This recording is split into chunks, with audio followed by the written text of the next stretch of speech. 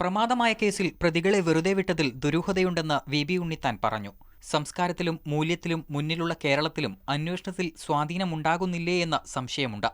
DYSP ഉൾപ്പെടെ പ്രതിയായ കേസിൽ സാക്ഷികൾ കൂറുമാറിയിട്ടും കൂടുതൽ തെളിവ് സമർപ്പിക്കാൻ CBI തയ്യാറായിരുന്നില്ല.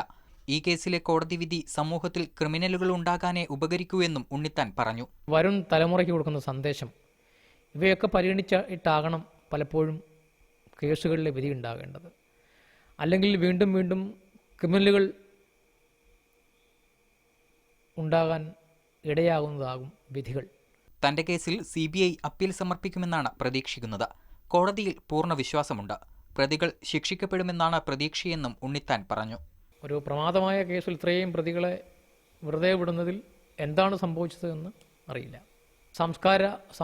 സംസ്കാരത്തിലും വിദ്യാഭ്യാസത്തിലും ചിന്തയിലും മൂല്യങ്ങളിലൊക്കെ ഒരുപാട് ഉയർന്നു നിൽക്കുന്ന കേരളത്തിലും എവിടെയൊക്കെയോ സ്വാധീനങ്ങൾ ഉണ്ടാകുന്നില്ലേ എന്ന് നമ്മൾ സംശയിച്ചു പോകുന്ന ഘട്ടങ്ങളാണ് ഇത്തരം സമയങ്ങളുണ്ടാകുക. മാതൃഭൂമി ലേഖകൻ വി ഉണ്ണിത്താൻ വധശ്രമക്കേസിലെ പ്രതിയായിരുന്ന ഹാപ്പി രാജേഷ് 2011 ഏപ്രിൽ 27 കൊല്ലപ്പെട്ടത്. ഡിവൈഎസ്പി സന്തോഷ് നായർ, കണ്ടെയ്നർ സന്തോഷ്, പ്രകാശ് എന്ന വെട്ടുകൂട്ടൻ, പെൻഡി എഡ്വിൻ, കൃഷ്ണകുമാർ, സൂര്യദാസ്, നിതിൻ എന്നിവരായിരുന്നു കേസിലെ പ്രതികൾ.